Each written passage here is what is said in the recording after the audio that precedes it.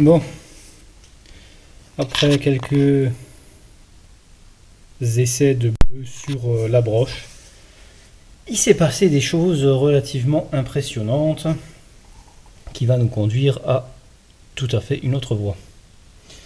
Alors, donc, il s'est passé des dégâts considérables sur le plateau pour des raisons pour l'instant totalement inconnues. Alors, j'ai mis du bleu là-dessus, j'ai vissé mon plateau à la main, je l'ai ramené contre pour voir le bleu, j'ai défait mon plateau, j'ai vérifié le bleu, c'était pas mal. J'ai donc réessuyé le bleu, refait un deuxième test parce qu'il y avait un peu beaucoup de bleu. Donc tout était nickel, propre, passé au nettoyant frein d'abord, puis au compresseur. Et bien avec les doigts pour voir qu'il n'y a rien. Deuxième vissage, je visse à la main jusqu'au bout. Je ramène en butée pour mettre en appui à l'arrière. Je desserre de un tour et là le plateau se bloque. Alors quand je dis qu'il se bloque, c'est qu'il s'est vraiment bloqué. Donc impossible de retourner, de tourner du moindre millimètre ce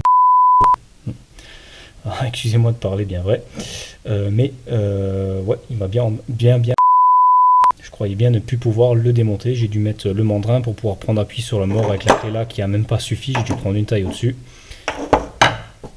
et y aller par à coup en vissant un peu, redévissant, vissant, redévissant, vissant, redévissant et ainsi de suite. Et je me retrouve avec un plateau complètement foutu. La portée ici, comme on peut le voir là-dedans, est complètement détruite. Donc on a vraiment un accroc énorme qui s'est produit ici pour des raisons totalement inconnues parce que je suis quand même très maniaque sur la propreté avant de monter. Et je l'ai nettoyé à 100% au mieux que possible. Il n'y avait plus rien du tout et c'est sûrement pas un grain de poussière qui a fait ça. Des copeaux, il n'y en avait plus. Un nettoyant en frein, plus compresseur à 8 bars. Et j'ai fait la même chose sur la broche avant de passer le bleu pour justement qu'il n'y ait plus de graisse, plus rien pour mettre le bleu. Puis j'ai passé un tout petit peu d'huile à l'intérieur ici pour justement pouvoir que ça glisse comme il faut avec le doigt bien propre. Et je me retrouve avec un blocage de ce type là. Alors qu'est-ce qui s'est passé? J'aimerais bien le savoir. La broche a été légèrement endommagée également. Donc ça a pris uniquement sur le début, donc c'est pas bien grave puisque c'est uniquement sur on va dire 5 mm du début. La portée à l'arrière est toujours bonne, donc ça a pris sur le filet. Alors je me demande s'il n'y avait pas quelque chose, une bavure dans le filet ici qui s'est détaché, qui est rentré dedans. Alors je comprends pas pourquoi ça s'est vissé très bien, ça s'est vissé vraiment très bien sans aucun souci, et c'est d'un coup en dévissant que ça bloque. Alors donc ici j'ai sur à peu près sur la moitié de cette taille, j'ai à peu près ça de profondeur ici vers là-bas qui est endommagé. Donc là ça m'embête bien, ouais, parce que j'étais au bout. En plus j'avais une super portée ici. J'avais mis du bleu à l'arrière, ça portait sur tout le tour, mis à part un tout petit point ici qui correspondait finalement au trou ici, je pense, maintenant que je le vois. C'était parfait. Tout était trop parfait bien sûr. Et maintenant on a ce problème là. Donc ici j'ai limé avec une lime douce sur le bout avant pour rattraper, pour enlever tous les points hauts. Il nous reste la partie arrière qui est bonne. Il faut encore que je la vérifie au comparateur, mais elle n'a pas l'air d'avoir pris une marque. Maintenant il nous reste deux solutions pour ce connerie de plateau. La première c'est d'en refaire un. Mais bon, vu le travail que c'est, le temps que ça m'a pris à faire tout ça comme il faut, c'est pas trop dans mon intention. Si j'avais à le refaire, ça serait plus en inox. Le 431 c'est bien beau, mais l'usinage est assez long, c'est pas le meilleur truc à usiner, mais ça allait. D'autant plus que j'ai plus de chute à cette taille. J'en avais commandé deux de cette taille. J'avais prévu le coup au cas où une raterait. Puis je commande toujours en double quand ils ont en double pour en avoir en stock. Le problème c'est que sur toute ma commande, cette chute là, une a été perdue au transport. Et naturellement c'était celle-ci. Donc, ok, ça arrange pas les choses. Mais de toute façon c'est pas grave, je vais pas refaire le plateau. Ce que je vais refaire, c'est le centre ici. Donc on va alaiser sur la profondeur totale ici jusqu'au filetage. Et on va usiner une bague qu'on va venir presser dedans. Une fois la bague pressée, on refera l'alésage interne. On va s'aligner sur la surface grattée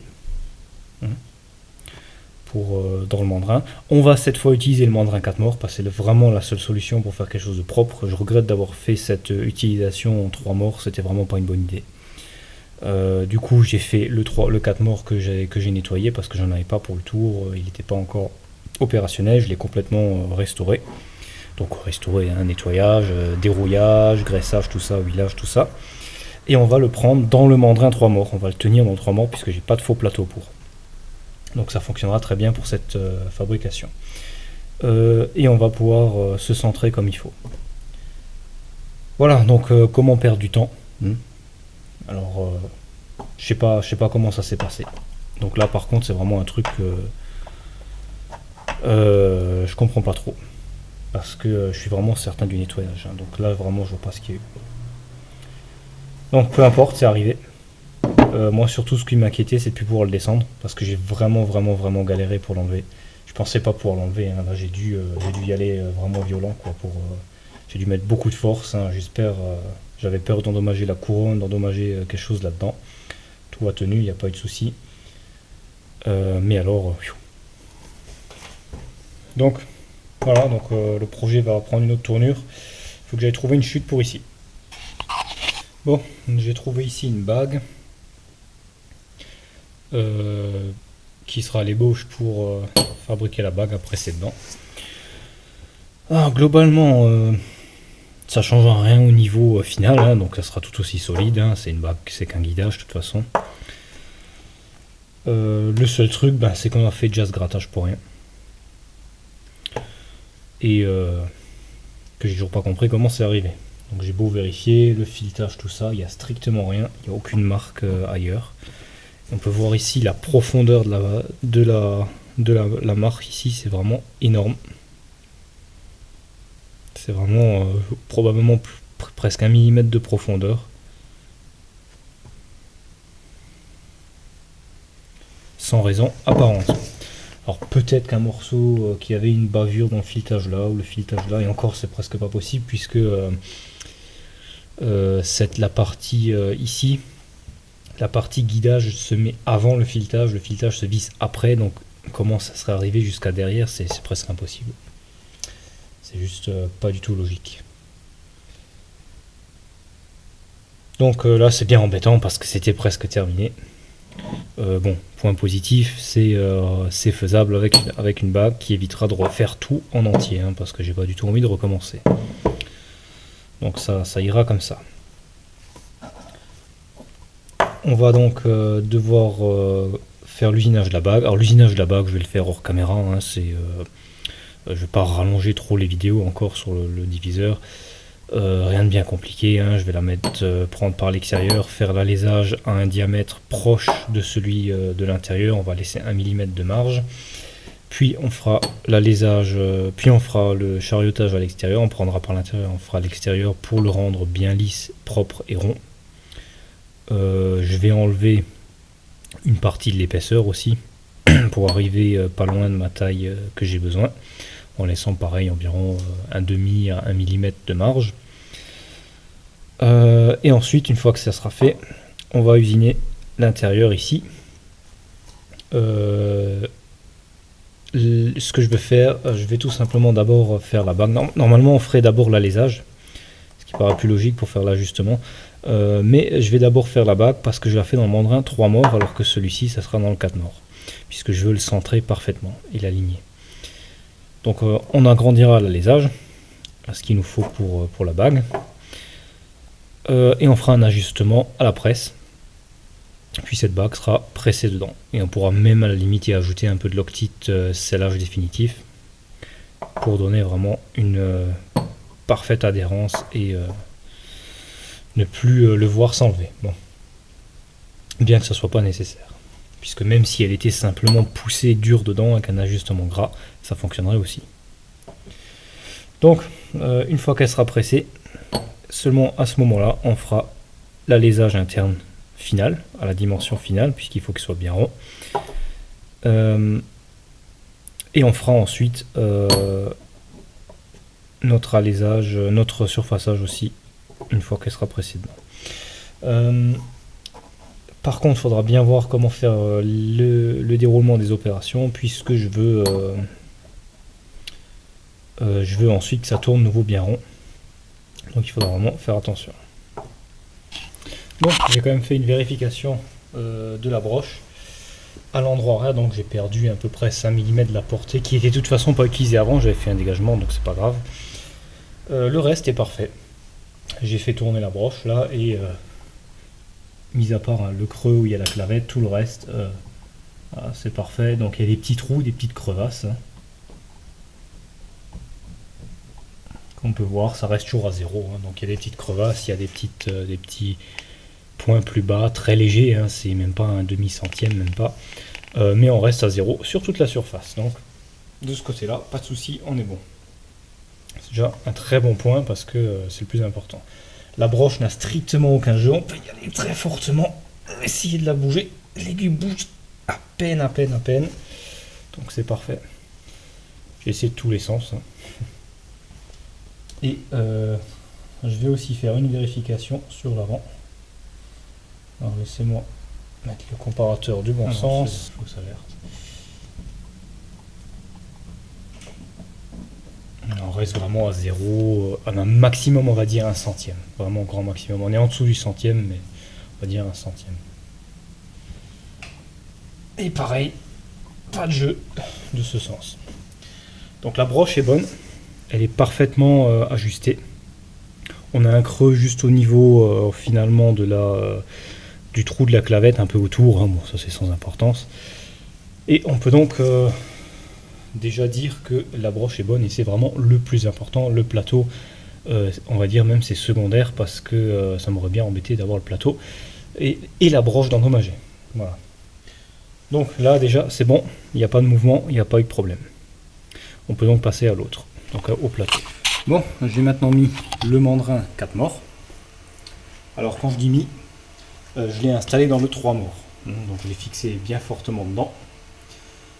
C'est la seule solution que j'ai, puisque j'ai pas encore de faux plateau, donc c'est peut-être pas la technique la plus recommandée, mais les vitesses de rotation et les efforts de coupe sont relativement faibles pour ce que j'ai à faire. Donc en faisant attention, il n'y a pas de souci. Le mandrin 4 morts étant beaucoup plus fin et beaucoup plus léger, c'est très léger un mandrin 4 morts de ce type, il n'y a pas de souci. Donc je vais vous montrer comment régler le 4 morts, comment faire la concentricité de la pièce dans un 4 morts.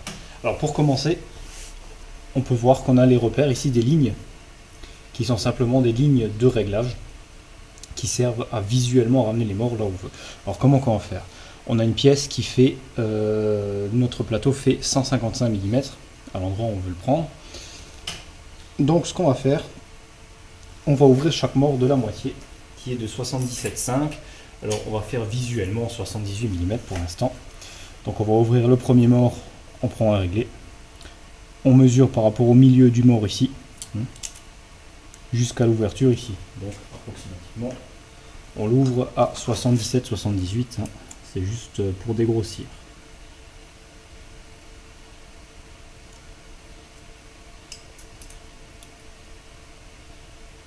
Voilà, donc là à peu près.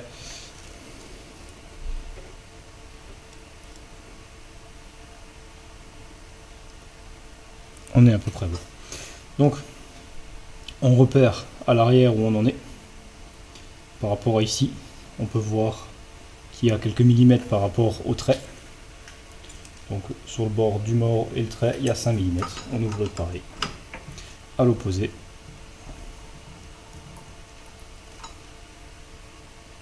Voilà. Et on fait la même chose pour les 4.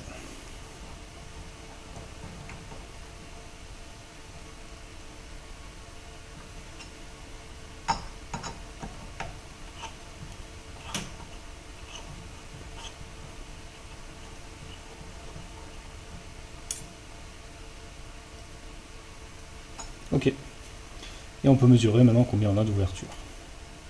Donc on a très légèrement plus que 155. Ça tombe bien puisqu'on va mettre les petits mordages de protection. Donc, les petits mordages que j'ai ici vont juste être posés dessus de la manière suivante. Hop, on en met un là et un là.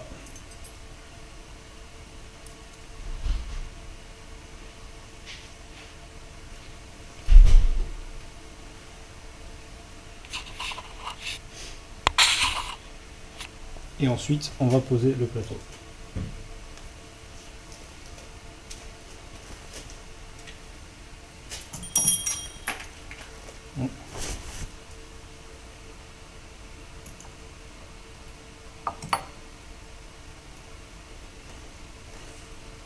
Puis on met les deux autres.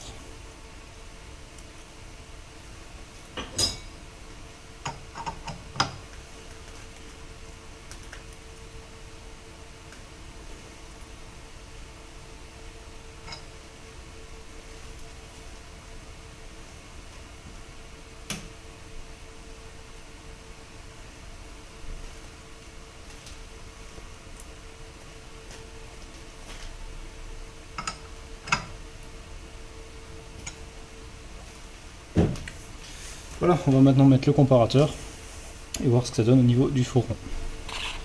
On a donc mis le comparateur en place et j'ai déjà dégrossi la partie arrière et le fourron.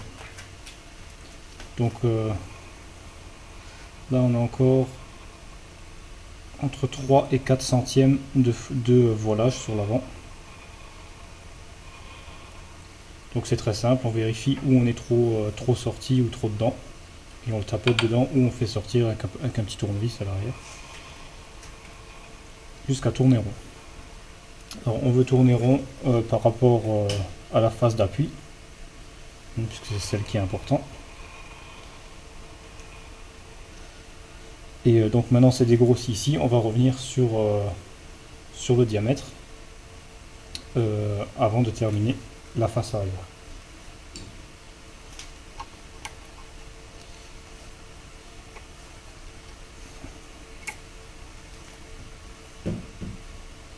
Donc avec le comparateur à levier,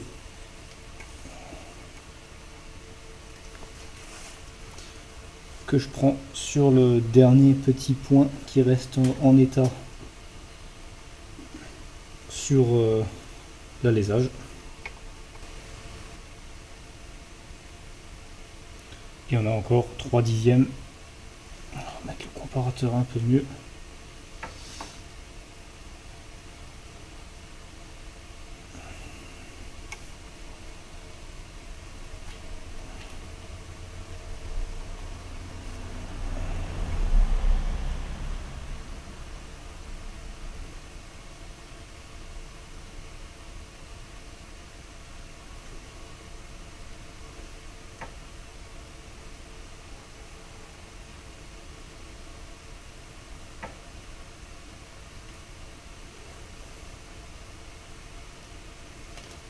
Et on vérifie à quel mort on est plus haut.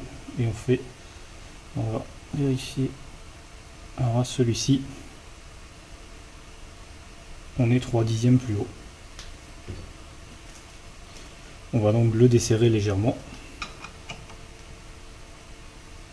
Et serrer celui à l'opposé. Il faut voir que le 3 dixièmes baisse. Voilà, donc là on est maintenant, on remet à 0. Et on n'a plus que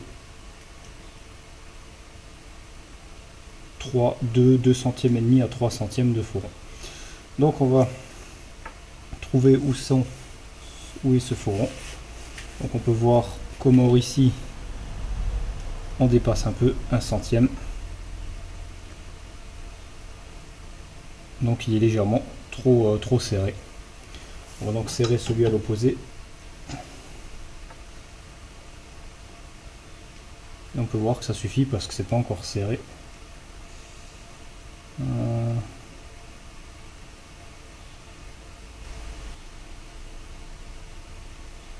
C'est pas mal du tout.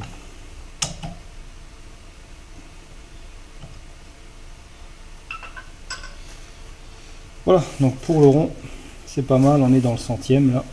Mis à part un petit accroc ici, on est bon. Donc j'ai remis l'autre comparateur. Alors, on peut utiliser le même comparateur à levier bien sûr, sauf que là le mien il n'est pas pratique pour mettre du bon sens là-dessus. Donc on est pris maintenant sur la flasque, on a toujours nos 3 centièmes, donc ça va pas bouger. Et on tourne parfaitement rond avec ce qui me reste de l'alésage ici. On va maintenant essayer de récupérer les 3 centièmes. Alors c'est le plus délicat sur un mandrin 4 morts, 3 morts aussi vous me direz. Le plus délicat c'est tourner rond et ne pas avoir de voilage en même temps. Donc on est obligé toujours un peu de bouger dans l'un à l'autre.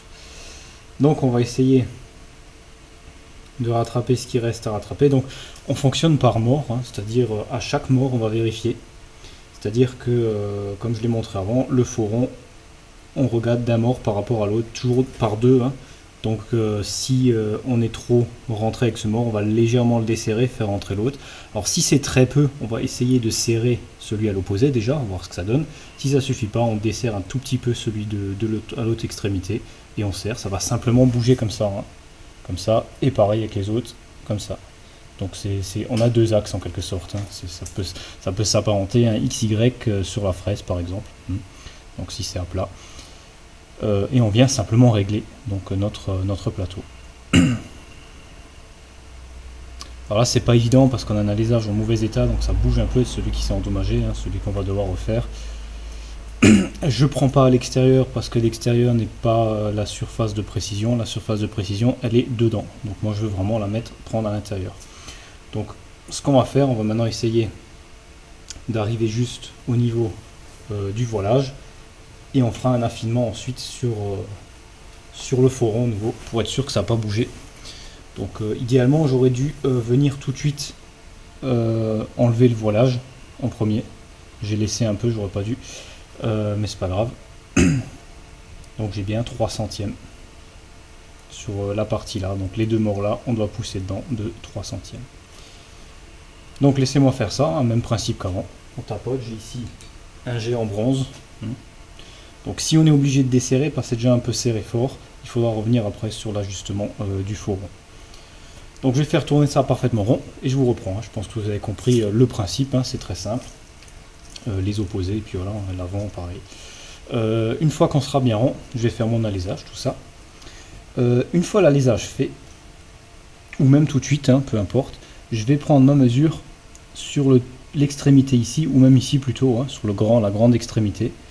Parce que elle tourne pas rond exactement par rapport à l'intérieur, puis ça a été fait en 2 opérations. Mais peu importe, c'est pas une surface qui nécessite une précision. Cela dit, on va la mesurer et noter à combien qu'on est à chaque mort. Ce qui va nous permettre de le remettre dans ce mandrin une fois la bague précédente. On pourra le remettre exactement à la position initiale. Puisqu'on ne pourra plus venir palper l'intérieur, étant donné qu'il n'existera plus et qu'il y aura une nouvelle bague dedans, on va donc palper autour, à l'extérieur, là, et régler avec les numéros, donc la même valeur qu'on a mesurée avant démontage maintenant. Ainsi, on sera parfaitement rond avec l'ancien alésage, puisque l'ancien alésage était bon. On va donc utiliser cette manière. Ça permettra de refaire notre nouvel alésage dans la bague parfaitement à la bonne taille. Alors la bague est terminée. J'ai donc fait ça hors caméra, comme j'avais dit, rien de bien spécial, une petite bague.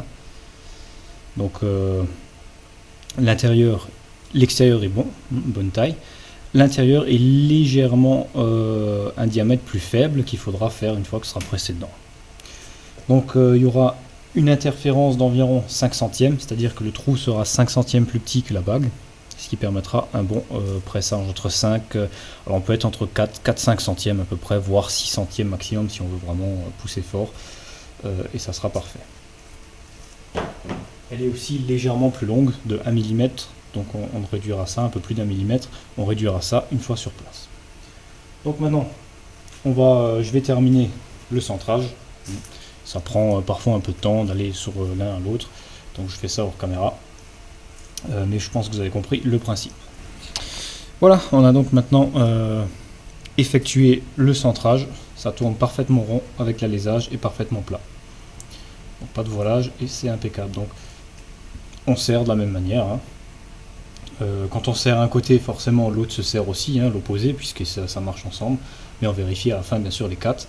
Et on fait une dernière vérif sur la planéité et le fourreau. Alors on peut aussi mettre deux comparateurs, ce que j'aurais peut-être dû faire, deux bases magnétiques, une sur le plat, une à l'intérieur, ça évite de switcher tout le temps entre les deux, et ça permet de faciliter le réglage. Donc si vous avez, faites-le. Voilà, donc maintenant on va pouvoir mettre la barre à alaiser et faire notre alésage à la bonne taille. Donc une fois que l'alésage sera fait, comme dit, je vérifie le rond ici à combien ça tourne. Je vais même le faire tout de suite et noter là-dessus à combien on tourne. Alors petite astuce, je viens d'y penser maintenant, j'ai dû y penser avant. On peut à l'arrière ici placer du scotch de masquage, de la bande adhésive de masquage, genre Tesa, sur l'arrière du plateau pour fermer le trou ici, puisqu'on va jusqu'au filetage, le filetage reste, parce qu'il a rien du tout. Hein. Et ça permet d'éviter que tous les copeaux rentrent dans le trou et viennent dans les morts. Donc je vais en rajouter, je vais plus le défaire, je vais le faire comme ça. Et ça évitera justement d'avoir tous les copeaux qui viennent se loger dans le mandrin.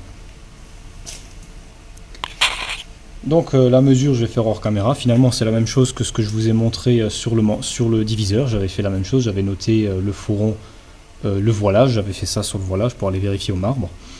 Et là je vais faire la même chose mais sur le pourtour. Et je vais noter le numéro des morts. Donc mort numéro 1, il est ici. Hein. 1, 2, 3 et 4. Donc on notera le numéro de mort et on notera combien qu'on a. Ça y est, on est prêt pour l'alésage.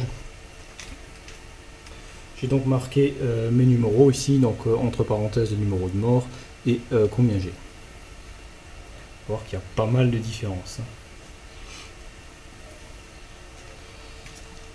Donc on va venir juste toucher avec l'outil la surface ici pour se mettre à 0.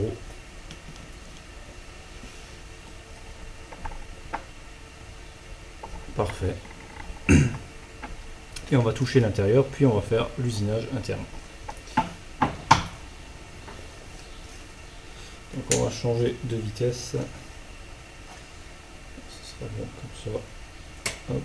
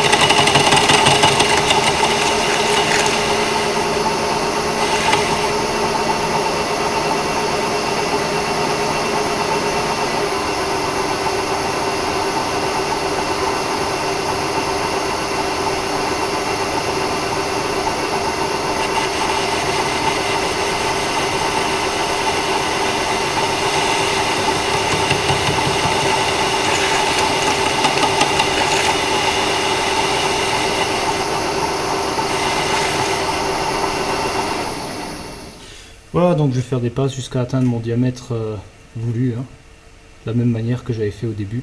On voit bien le voilage qui est ici par rapport à là, hein, puisque j'ai dû pas mal rectifier au grattage. Ça fait un petit voilage ici. C'est sans importance pour le diviseur, hein, mais ça sera rectifié avec la nouvelle bague.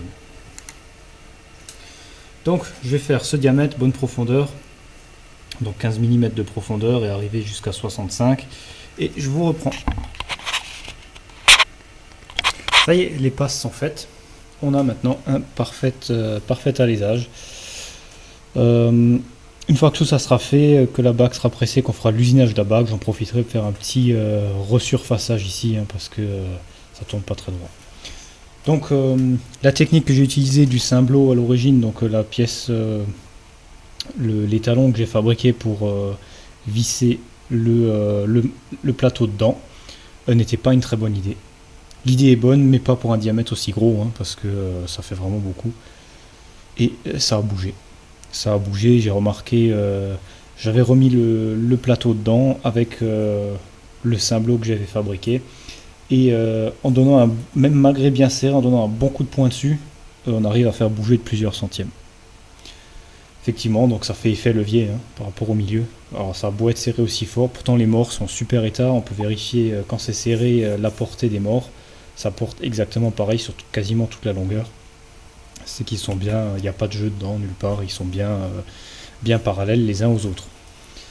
Donc si on veut vraiment une grande précision, c'est à éviter. Ou alors ce que j'aurais dû faire, c'est vérifier avant les dernières passes de finition, vérifier que ça tourne bien rond. Et à ce moment-là, rectifier puis refaire tourner rond. Mais l'idéal, franchement, c'est le 4 morts. Avec le 4 morts, on est tranquille.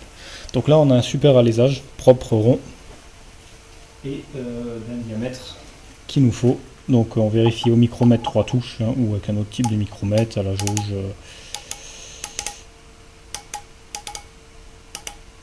Voilà, donc on vérifie qu'on est bien et qu'on n'ait plus de jeu. Et on est à 64,87. Légèrement plus, à peu près plus ou moins. Hein. Si on tourne. Voilà, 64,87, légèrement plus. Et notre bac fait 64,93. On a donc un peu plus de 5 centièmes de serrage. Ce qui est parfait pour notre diamètre. On va pouvoir le presser dedans. Donc ça sera un ajustage à la presse relativement fort, je pense. Enfin, comme la bague n'est pas très épaisse, ça devrait bien rentrer. Donc on va ramener tout ça à la presse et on va presser ça dedans. Donc voilà la presse, on va donc presser la bague dedans. Donc c'est installé. En espérant que ça soit pas trop serré, parce que j'ai laissé pas mal quand même. Donc on va essayer.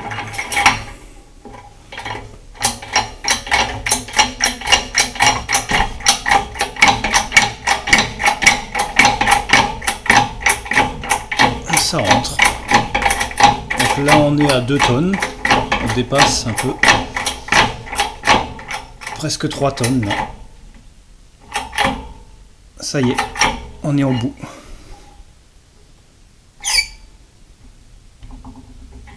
Parfait, donc il a fallu un peu moins de 3 tonnes pour la rentrée. Ce qui est à peu près ce que je voulais, entre 2-3 tonnes.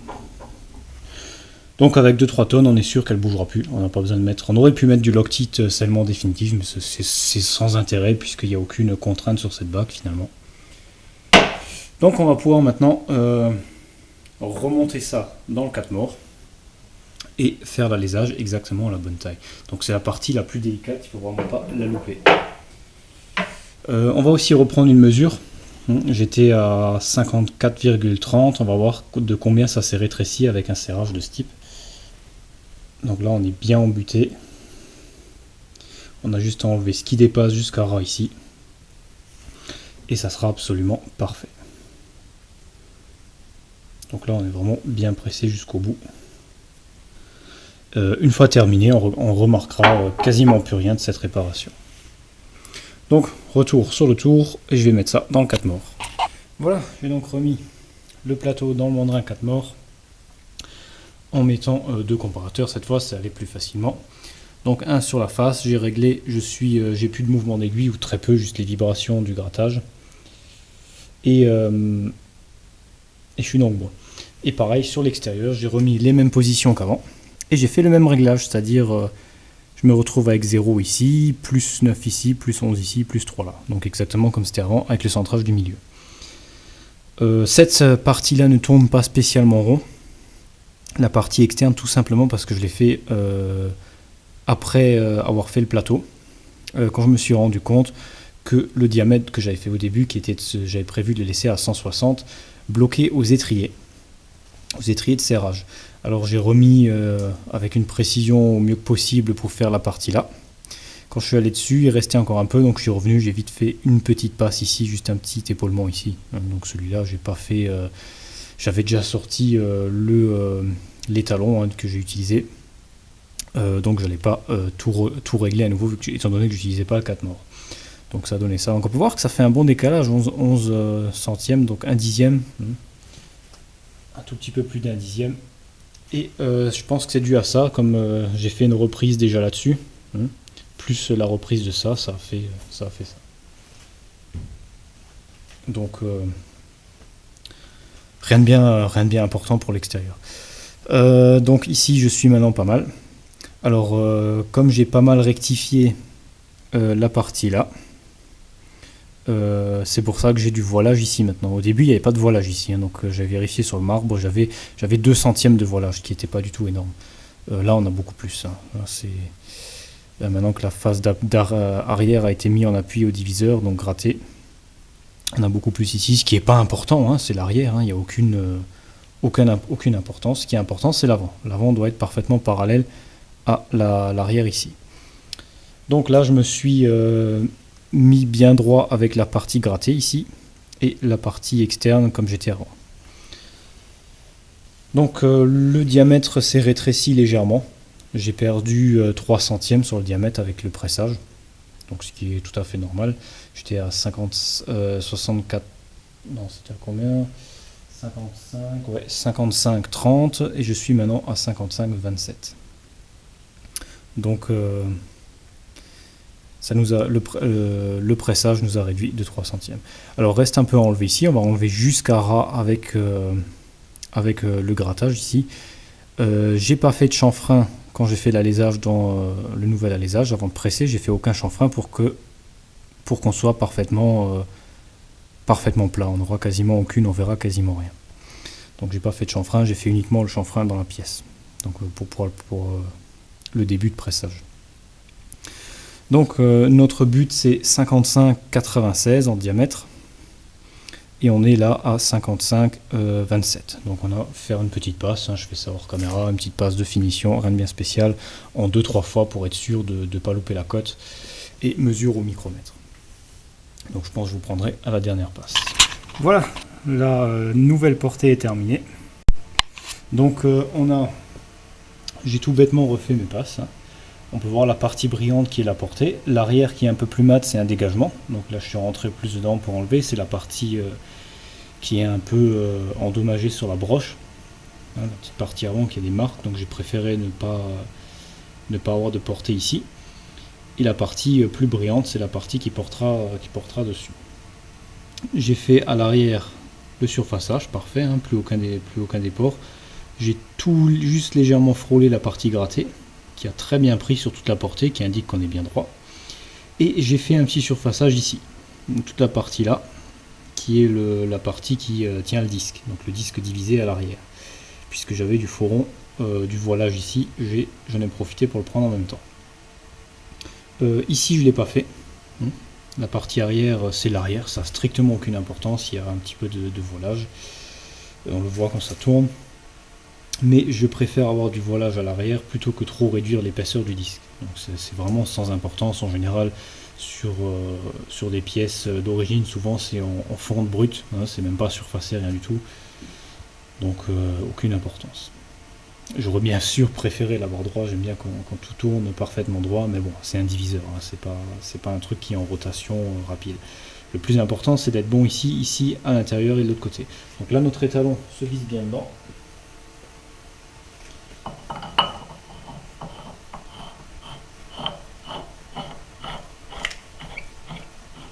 Donc parfait.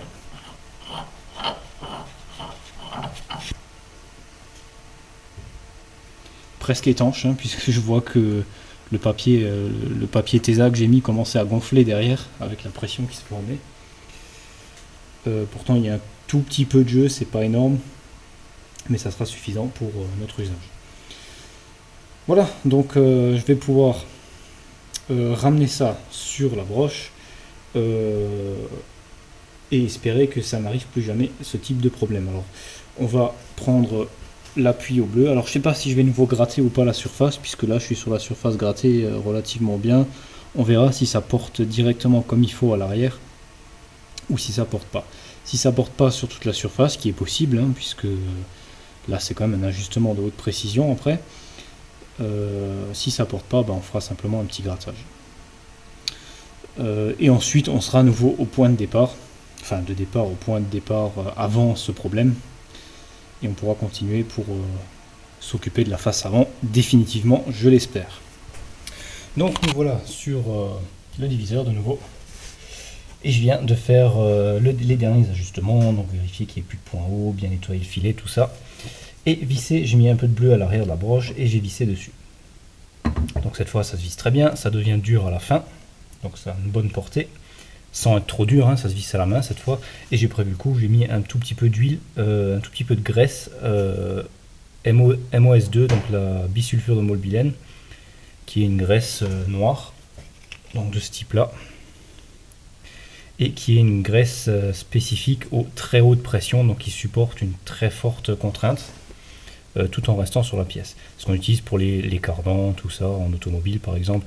Et c'est, je pense, une des meilleures graisses pour utiliser dans les mandrins. Donc articulation, pas articulation, la couronne à l'arrière et les petits pignons d'entraînement des mandrins 3 morts par exemple. C'est vraiment top pour ça. Ensuite, je n'ai donc mis une légère couche à l'intérieur ici, et très léger sur la broche pour pas venir interférer avec mon marquage au bleu. Et j'ai fait une vérification. Donc là, du coup, pas de risque. Hein. On va plus prendre de risque. Alors c'est sûr qu'on n'est pas confiant quand on le visse maintenant, après ce qui est arrivé. Donc j'ai mis du bleu et on peut voir que ça porte relativement bien sur une surface correcte ici. Sachant que là, c'est serré très léger à la main, hein. Il n'y a aucune autre contrainte. Et ça va naturellement s'agrandir encore en serrant après définitivement. Donc j'ai mis pas beaucoup, j'ai mis très peu de bleu, hein, donc c'est normal. Donc on va plus refaire de grattage puisqu'on a une surface, on a des points de contact tout autour, légèrement plus ici, mais c'est parce qu'il y avait un peu plus de bleu tout simplement. Donc j'avais repéré la zone et aussi ça porte pas partout parce que tout simplement la portée ici n'est pas parfaitement plane. Donc elle a des points corrects, donc ça tourne, il n'y a pas de voilage, mais il y a par exemple ici là. Ça correspond à l'endroit où il y a la clavette, donc le trou de clavette qui est déformé un peu tout autour, qui est ici, hein, donc qui est tout autour légèrement plus bas. Et pareil ici de l'autre côté, un peu à côté, on a un léger point bas. Donc peu importe, ça touche sur toute la surface, amplement suffisant, même si c'est pas une surface énorme, mais comme dit, au serrage, ça va se mettre comme il faut. Donc la bague intérieure maintenant est très propre. On peut le voir, presque mieux que celle que j'avais faite au début dans l'inox. Là ça donnait un meilleur résultat, bien brillant, bien lisse, qui évitera tout accroc. Bon là il y a de la graisse, j'ai mis de la graisse, la fameuse graisse noire, hein, pour vraiment être sûr. Le filet est parfaitement propre et bavuré, pareil ici comme c'était avant, hein, donc j'ai tout nettoyé. Et ça se visse plutôt pas mal, hein. Donc là on arrive maintenant à un vissage, un serrage correct.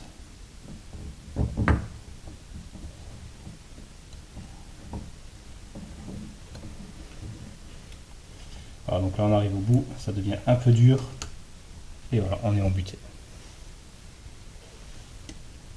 Alors pour desserrer, c'est toujours un petit peu plus dur. Hop. Donc bien que ça, donc c'est que ça s'agrippe bien à l'arrière, donc il faut quand même se méfier. J'ai pas envie de le monter, démonter trop souvent pour l'instant.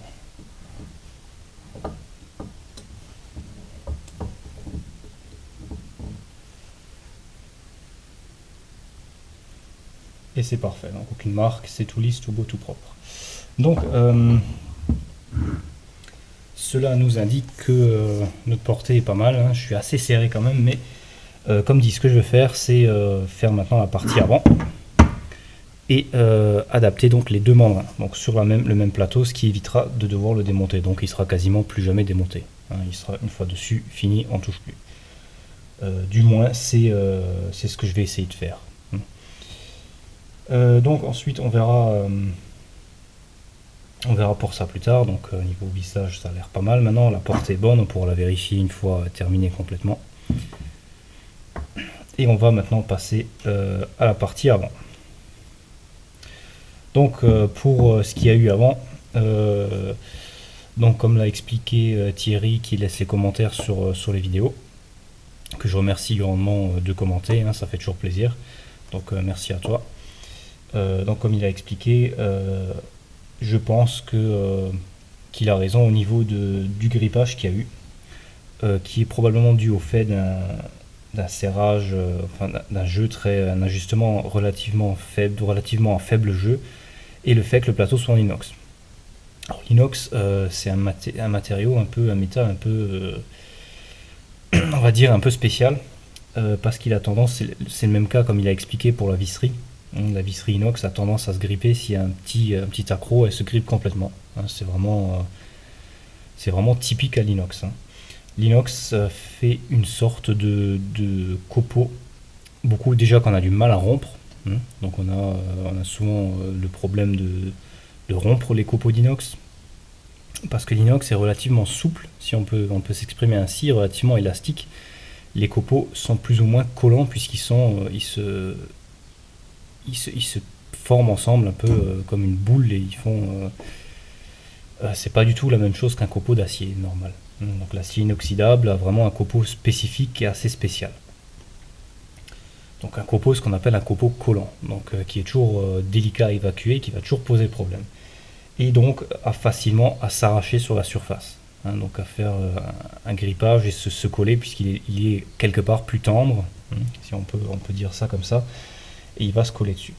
Donc l'ajustement étant un peu serré, un coup trop vite à la main, quand je l'ai vissé je pense, et ça a fait un accroc, moindre petite aspérité, tac, ça a pris dedans. Une fois que ça prend, ça fait un arrêt, ça fait un cran d'arrêt si vous voulez, et ensuite pour dévisser c'est fini, donc ça fait un cran d'arrêt, et il a fallu que le métal s'arrache dedans pour pouvoir se dévisser. Donc c'est ça le truc qui a dû se passer, je vois pas d'autre solution. Alors maintenant, la nouvelle bague n'est plus en inox, la bague que j'ai mis dedans est en XC48, donc ça sera normalement beaucoup mieux, on ne devrait plus trop avoir ce problème, même si l'XC48 est relativement assez tendre, c'est pas un acier dur, c'est pas un acier traité. L'idéal aurait été de la fonte. La fonte a un très bon coefficient de friction, beaucoup plus intéressant que l'acier. Ou alors on aurait même pu imaginer mettre une bague en bronze à l'intérieur, sauf que bon là, une bague en bronze, je n'ai pas cette taille, donc c'était pas envisageable. Mais je pense que ça le fera comme ça. Et je remercie également Démé, qui est une des personnes qui regarde mes vidéos, des commentateurs et des fans de mes vidéos depuis le début, que je remercie grandement, parce que c'est la personne qui m'a laissé les premiers commentaires, et qui m'a aidé dans le développement des vidéos, et qui suit toutes mes vidéos. Alors si tu me regardes, je pense que tu vas regarder la vidéo. Grand merci à toi, ça fait super plaisir. Voilà, donc on a une surface relativement plane à l'arrière, et on va maintenant, je vais refaire ça hors caméra, la même chose que j'ai fait avant la précédente opération, c'est-à-dire monter dessus, reprendre le voilage et noter le voilage à chaque endroit, et refaire une vérification au marbre de la hauteur, donc exactement ce que j'ai déjà fait avant qu'il arrive ce problème. Donc je vais faire ça hors caméra et je vous reprends après. Ça y est, le plateau est dans le mandrin 4 morts, que j'ai réglé avec grande précision, et ça, alors croyez-moi, ça prend pas mal de temps à faire un réglage de précision de ce type, parce que on doit être autant bon sur le voilage que à l'intérieur. Alors quand je dis bon sur le voilage, il ne faut pas être droit, au contraire, on doit être voilé de la même quantité que ce que j'ai noté quand il était monté sur le diviseur. Donc sur le diviseur, j'ai noté le voilage qu'on avait en centième, et j'ai refait la même chose ici. Donc avec grande précision pour avoir le même voilage. Donc cela nous indique, puisque quand il était monté sur le diviseur, la partie arrière de la portée était bien en place, cela nous indique le défaut de parallélisme entre la portée arrière et la portée avant. Donc le défaut de parallélisme, je l'ai noté dessus, et là j'ai remis le même défaut, ce qui revient au même que si le plateau était sur la broche du diviseur. Donc l'arrière est parfaitement parallèle avec la broche du tour cette fois. Et donc ça va pouvoir nous permettre d'enlever le voilage actuel et de faire une surface parfaitement parallèle à l'arrière. Et donc de ne plus avoir de voilage une fois monté là-bas dessus. L'idéal aurait été de pouvoir palper l'arrière, la portée arrière. Donc là on aurait pu se mettre à 0 avec la portée arrière, ça aurait fonctionné aussi. Le problème c'est qu'elle est derrière, donc j'ai aucun comparateur qui permet de passer là-dedans. Donc j'ai fait cette technique là. J'ai donc les mêmes valeurs aux 4 morts. Ensuite je me suis aligné avec un comparateur à levier sur la portée cylindrique à l'intérieur, celle qu'on a refaite. Donc celle-ci tourne qui est parfaitement sur la broche. Et j'ai ajusté donc pour être à 0 ici, donc je veux plus de mouvement d'aiguille là-dedans, quand ça tourne là-dedans. Donc maintenant mon plateau est bien ajusté et tourne parfaitement rond par rapport à cette portée. On va donc pouvoir refaire les nouvelles portées pour le mandrin. Ce qui nous donnera des portées ici, hein, donc parfaitement cylindriques avec la portée interne. Donc ça tourne rond et il n'y aura pas de voilage, en théorie. Hein. Donc c'est bien serré, c'est bien fixé dessus, ça ne devrait pas bouger. Alors je vais faire ça hors caméra parce que c'est des passes, rien de bien spécial. Hein. C'est la même chose que j'ai déjà fait en faisant cet épaulement là. Donc c'est tout pareil, sauf qu'on est sur un mandrin 4 morts, rien de bien spécial. L'ajustement, j'ai fait la même chose que je vous ai déjà montré, donc pour l'ajuster dans le 4 morts, la même technique que je vous ai montré quand j'ai aligné pour l'arrière. Hein. Donc on fait un ajustement, on dégrossit la face, puis on dégrossit le rond, donc l'intérieur pour pas avoir de faux rond.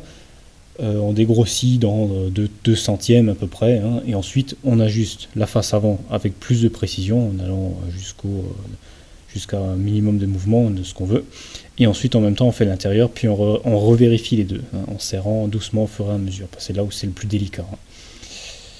Donc je vais d'abord réduire l'épaisseur de celle-ci. Alors je vais faire une double portée cette fois, donc pour le mandrin 4 morts et le mandrin 3 morts. Donc je vais faire une double portée qui sera donc de 1,7 mm de profondeur pour la petite au milieu, donc pour le 4 morts, et de 2 mm pour celle à l'arrière, qui fait un total de 3,7 qui passera totalement dans le grand mandrin, le 3 morts. Hein. Parce que si on fait le maximum, c'est 3,7 de profond dans le grand mandrin. Donc les deux ne doivent pas dépasser 3,7, sinon on touchera le fond du mandrin 3 morts. Donc on aura 2 mm de centrage pour le 3 morts et 1,7 pour l'autre, qui est amplement suffisant. Donc ça ne bougera plus. Voilà, donc c'est ce que je vais faire. Je vais commencer par réduire l'épaisseur de celle-ci. Hein. Donc enlever, surfacer pour amener celle-ci à 1,7. Et ensuite on devra creuser vers ici de 2 mm. Donc je vais commencer avec l'outil pour l'inox, hein, donc bien surfacer tout ça. Et ensuite faire les épaulements. Puis ensuite on passera à la fraise pour faire les 4 trous taraudés pour fixer le mandrin 4 morts. Donc pour ajuster le diamètre du mandrin ici, donc l'épaulement, on fera la même manière qu'on a utilisé avant. Hein. Donc on va venir très proche du diamètre et ensuite on fait des très petites passes et on essaye avec le mandrin. Voilà, donc je vais faire tout ça, puisque déjà c'était pas vraiment prévu dans la vidéo, hein, vu que c'était à cause du truc à l'arrière là. Et des petits défauts de géométrie. Hein. Donc je vous prends dès que c'est fait. Et voilà le plateau qui est terminé au niveau usinage. Alors cette fois je peux dire que le résultat est correct, puisque je suis arrivé au but recherché, c'est-à-dire un plateau qui tourne rond et sans voilage, avec des dimensions précises. Donc le mandrin 4 morts est nettement plus adapté à ce genre d'opération, comme on peut le voir, hein, ça fonctionne nettement mieux. J'ai vérifié à chaque étape importante, donc j'ai commencé par le milieu pour pouvoir encore garder les points de référence autour. Donc j'ai vérifié après avoir fait l'épaulement du milieu qu'on a toujours le bon voilage ici, hein, quand il était sur le mandrin 4 morts bien sûr, et le fourron à l'intérieur de la broche. Ça n'a pas bougé jusqu'à la fin des opérations. Hein. Donc une fois cette phase faite, on ne peut plus vérifier le voilage, mais on peut encore vérifier le fourron à l'intérieur, que j'ai vérifié et qui n'a pas bougé du tout.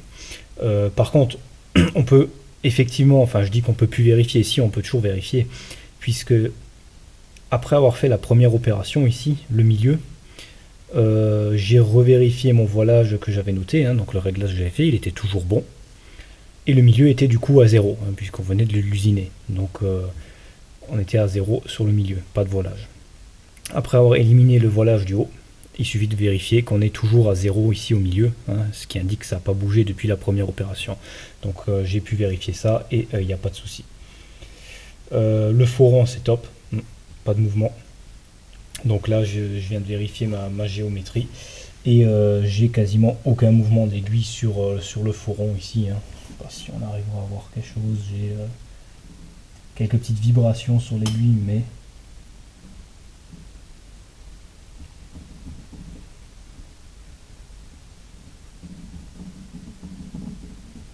voilà, donc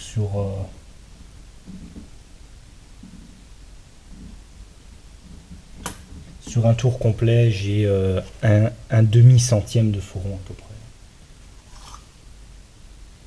Ce qui n'est vraiment pas beaucoup et ce qui correspond à peu près à ce que j'avais sur la broche, peut-être les petites imperfections de la broche. Donc même pas un demi-centième. Alors mon but était de rester dans le centième, je pense que c'est atteint, donc il n'y a pas de souci, dans le centième il n'y a aucun problème. Donc tenir le centième sans rectification, c'est pas mal, on peut dire que c'est correct. Pareil pour le voilage, donc j'ai mesuré juste avant le voilage, j'ai pareil à peu près, là j'ai un tout petit peu plus d'un centième de voilage, légèrement au-dessus d'un centième, en prenant vraiment à l'extrémité le plus loin possible. Ce qui peut aussi correspondre au voilage de la broche, parce que je sais pas si... je vais encore vérifier le plateau au marbre pour voir ce que ça donne sur le marbre, si on a du mouvement autour, et on verra si c'est voilé au niveau ici ou au niveau de la broche. Donc, mais bon, peu importe, c'est un centième, c'est vraiment minime. De toute façon, c'est pas ça qui va faire une grande différence sur l'usinage. Donc c'est plutôt pas mal. L'idéal aurait été de pouvoir usiner sur place, mais c'est pas possible. Donc maintenant on a, comme on peut le voir, ça a changé. Ça a changé et le plateau n'a plus la même forme. Donc j'ai maintenant un épaulement qui permet de mettre le mandrin 4 morts que j'ai complètement nettoyé. Donc un épaulement assez rigide.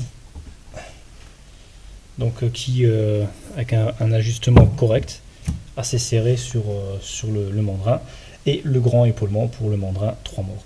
Donc l'addition des deux épaulements, donc 1,7 mm et 2,7 mm, nous fait 3,7 mm et passe dans le 3 morts. Le 3 morts a une profondeur de 3,75 mm à peu près pour l'épaulement. Donc les deux ensemble passent. Et seuls 2 mm sont utilisés pour le centrage, ce qui est amplement suffisant puisqu'il est en parfait état à l'intérieur. Et pareil ici, là il n'y a pas de souci. Seul petit point ici, je pense qu'il faut que je mesure encore. Ouais, non, il n'y a même pas besoin de mesurer. On ne touchera pas sur le fond. La portée ne sera pas ici, elle sera autour. Donc sur le pourtour ici. Alors normalement, le 4 morts est censé